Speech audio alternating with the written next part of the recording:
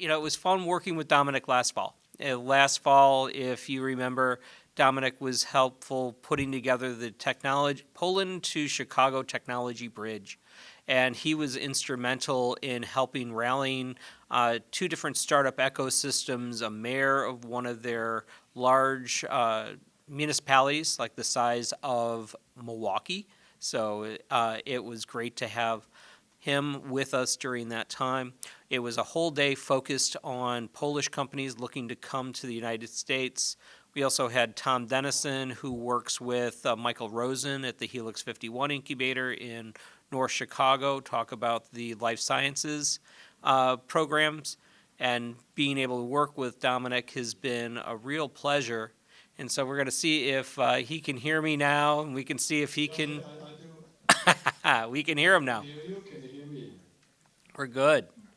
And so, Fantastic. and now it's fun. I can actually see you and hear you now that we've worked out the gremlins.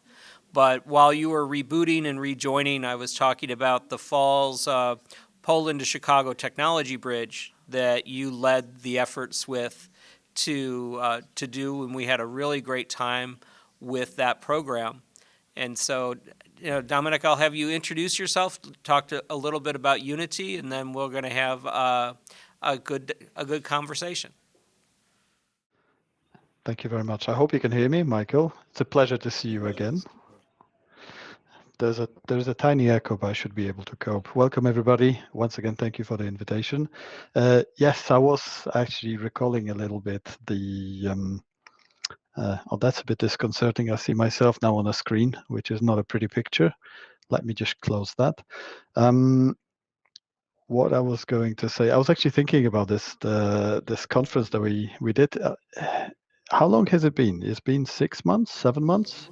Yeah, 6, 7 months. Yeah, so he's going to bring me back up, and I'll pantomime so there's no echo. So, yeah, 6 months. No, I see. It's been 6 months, right? And a lot has happened in the 6 months for everybody who maybe does not know Unity Group. So we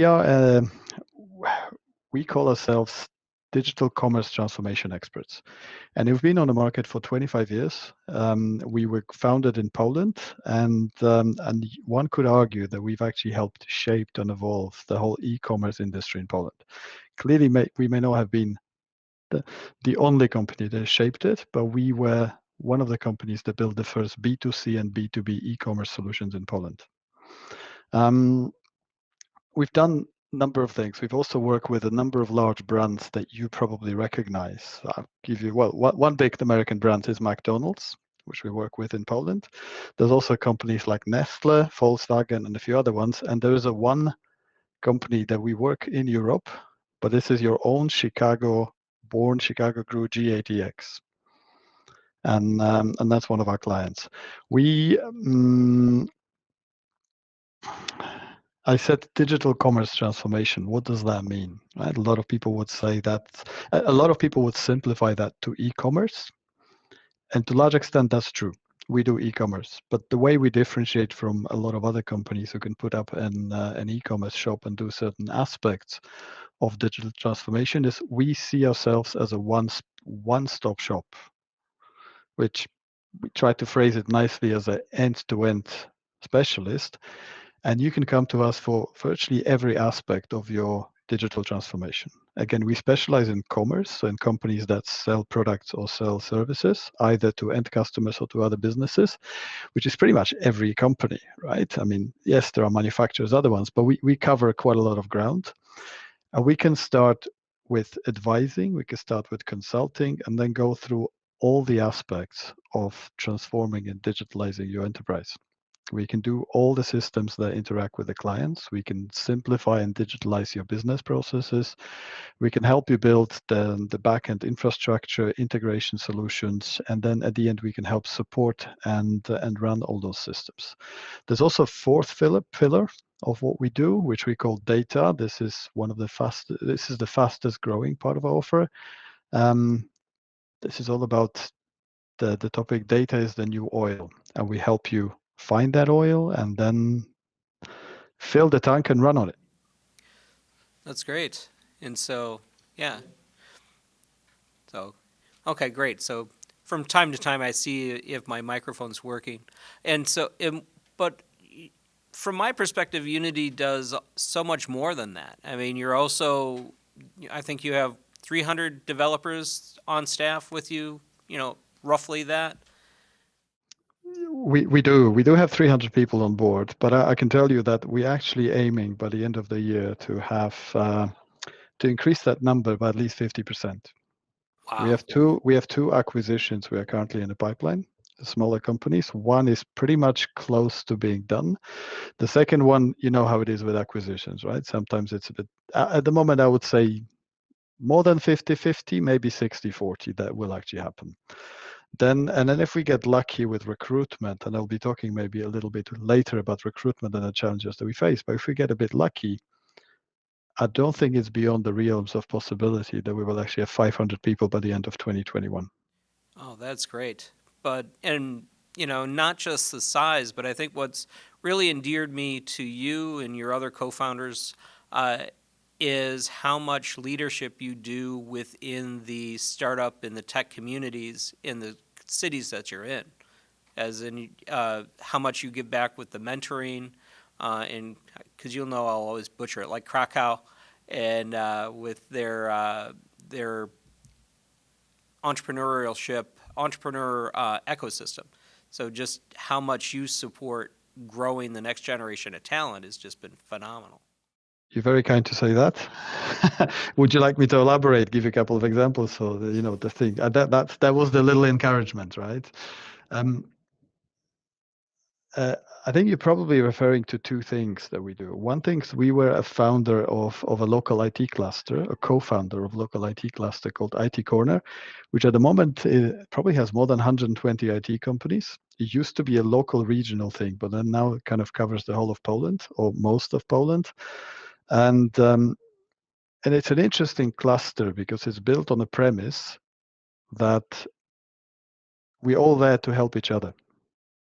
It's a place when you can learn, when you can exactly mentor, nourish, and build smaller companies. We are in a cluster, we're probably one of the larger companies there. So we normally play the role of a mentor. A lot of companies there are maybe 50 people, 20 people, maybe 100. But the whole premise is this is a self-support group, a community.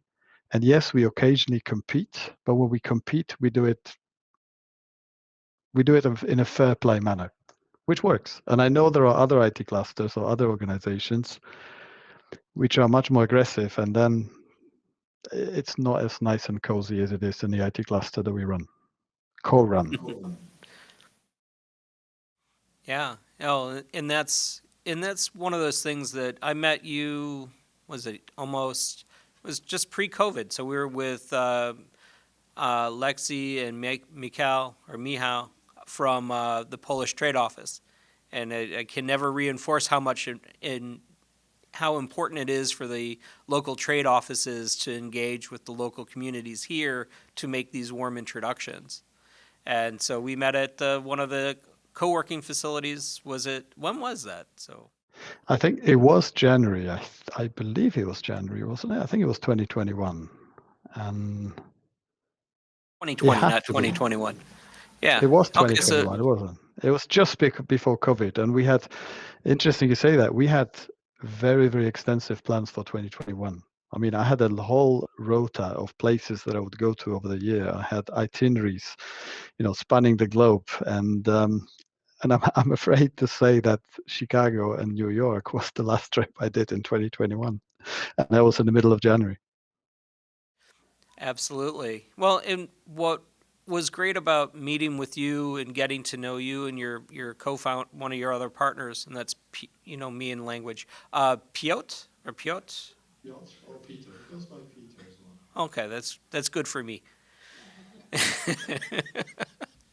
uh, and but how much you are really in? I know for 2021, you and I have talked offline about your U.S. plans, and right now those are kind of taking a back burner to the M&A that's going on right now.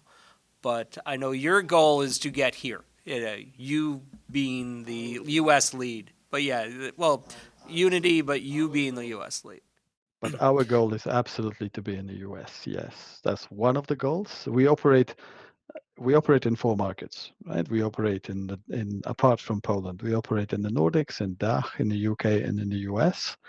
And the trip that we made at the beginning of 2021 was supposed to be the beginning of a quite aggressive expansion, right? We looked at different options and we hope that we will be able to accelerate. But of course, then COVID struck, and we did have to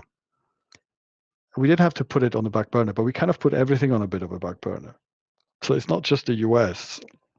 And I guess everybody experienced the same thing around April. I think it was, excuse me, it was around April and March. We all panicked a little bit because we had no idea what was going to happen. And I remember discussions among the board at Unity Group thinking, what do we do, right? And there were we were at different points of the spectrum. There were some people saying, this is going to be really, really, really bad. We have to start thinking about reducing, making people redundant. It's really about protecting the core because this is something that we've never seen before. And then there were other people, and I was one of them, I have to say, like, guys, this is an amazing opportunity. This is going to be painful. This will be difficult, but the ones who will recognize it as an opportunity will win. And as it always happens, we somehow ended up in the middle. We were not brave enough to go fully out there and start hiring people, but we also said, let's wait and see. Let's not scale back. Let's not scale back anything too much. Right? Let's ensure that we continue with our plans. And in the end, I think that was probably the best decision, right? I mean, I think my approach would have been too aggressive. We waited, but within 3 to 6 months, it became very, very clear then that yes, it is bad, but actually, and I don't want to sound smug because there's been a lot of suffering on the back of COVID, and we all know how difficult it was in Europe, in America, and everywhere else. But for companies like ours, which focus on digital commerce, this was a business opportunity, and again, it became very, very clear. And what we did in 2021, we actually made our plan in terms of the revenue. So the pre-COVID plan, so it didn't really impact our revenue growth. I think we grew at 25% year on year. And but our profitability reduced because what we did, we actually did not increase any prices, and in some cases, we actually reduced the rates for some of our customers who were suffering during COVID. Right? It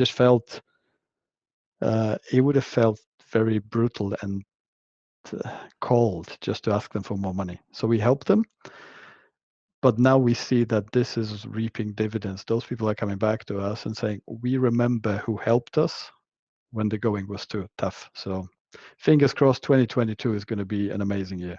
Sorry, 2021. Yes. Well, and I'm excited to have you come in. Well, if you make it to the fall this year, that would be great. And then in 2022. But I know one of the things I want to talk to you about is has your opinion changed on within the Chicago area, if you were settling here, wanting to be downtown or in the suburbs based on COVID? We had talked about you wanting to be looking over Grant Park in downtown Chicago, and I don't know if that's changed. So the one thing that hasn't changed, I still favor the greater Chicago region and the Midwest as a place where we want to start. I think we talked about this extensively about different regions in the US, what has different advantages. And for a company like ours, in terms of what we want to do and how we want to operate, I think Chicago and the whole area is perfect. So I'm looking forward to hopefully visiting you. I'm not sure if fall is going to work out. I would love for that to work out, but it may have to be 2022. In terms of whereabout, uh, I would love to be able to play to the Select Chicago audience and says we will look for the specific communities that you support. But I have to be frank, I don't know yet, right? We were hoping to come back to Chicago on a quarterly basis, explore it a little bit more and learn. At the moment, I don't know. But I can tell you, I enjoyed those few days in Chicago. I enjoyed our interactions. I enjoyed the people that we met. It was by far the most productive and the most exciting part of our trip to the US at that point. Yeah, and it's still sustained because I know you are one of the sponsors for Mihao's event next week, I think, for the investment summit. Do you want to give a plug for what's happening next week? I know Sitka, who's here, and Select Chicago are also institutional sponsors for that as well. I can help a little bit, right? I think this is organized by Polish Trade and Investment Agency and a couple of other institutions, and this is the Visegrad. I don't know how to pronounce it. It's the group of 4 countries. It's Poland, Czech Republic, Slovakia, and I believe it's Hungary, who want to basically present and educate, raise awareness of how attractive that region is for investment, and also how many opportunities, how quickly it's growing, right? These are Eastern European or Central European tigers. And I think that there's increasingly more and more companies from those countries are looking very actively to invest directly in countries in Europe, but also in America. So I would invite everybody to join that. You will hear interesting things about Poland. It may change your current assumptions and preconceptions. Yeah, I'm looking forward to it. I looked at we'll be doing our first email blast for that on Friday, which also is a recap of today's event. But working with the Polish Trade Office has been great. Has been a wonderful experience. And what's also, I'd mentioned this earlier today, in parallel to this FDI workshop, the Select USA conference is going on right now. And Select USA, I've been bombarded by companies from Hungary and Ukraine, some from Poland, about this two-way relationship. How do we get businesses from here to there, and also from there to here? And I know, and it'll be just interesting to see how they're looking to, why they want to come here. It's definitely interesting hearing the stories from the folks in Ukraine versus the folks in Estonia, of why they want to be in the United States. But so much of it is these wonderful stories of growth. We miss some of that here, where a lot of companies are growing, but the trajectory is not as robust as what I'm hearing. I was talking to a wonderful sensor company yesterday from Hungary that actually is looking to enter the U.S. market. And so just the idea of the enthusiasm and the hope and the excitement. And so much of that, Dominic, you bring too. Every time I'm talking with you, it's always, yes, we look at the downside of things. It's not just always rose-colored glasses, but the enthusiasm of making it into the Chicago market is what everybody's looking to do. That's nice to hear. Maybe I'll comment on what you're saying, because I have I have I have my theory why this is the case, right? And I occasionally talk about this. I think the first one, in those countries, let's say the former communist area, or the kind of the behind the Iron Curtain, there is still the hunger, right? We still haven't really accumulated the wealth and the success that the developed countries have over the years. And you can see that, right? There's this pent up energy and enthusiasm that is coming out, but that has been there for a while, right? So that has basically started in 1989. But what I have seen emerging over the last maybe 10 years or 15 years is the people that were born after 1989, they no longer have the complexes and the what's the word, the chips on their shoulders, right? That a lot of people from before 1989 still had. They always felt like the poor, badly dressed, badly educated, and not speaking very good English cousins. And when they went to America and anywhere else, they felt a bit overwhelmed. Now I see some of the polls basically very clearly saying, world's my oyster, right? I can feel the same way in Chicago. I can feel the same way in San Francisco. I will feel the same way in Shanghai, or in, I don't know, London or Zurich. So I feel these two things, and probably a number of other things, is what's propelling those companies in Central Europe to the kind of growth that sometimes it's difficult to see in other countries. Mm-hmm. Great. Well, Dominic, I always do enjoy our chats, and I'm looking forward to the next one, but I know we're running out of time and behind schedule. So I did want to thank you again for agreeing to jump on with us today, and I look forward to speaking with you soon. Thank you very much. It was a pleasure as always. And again, I'm looking forward to seeing you in person. If not this year, definitely next year. Wonderful. Thank you, Dominic.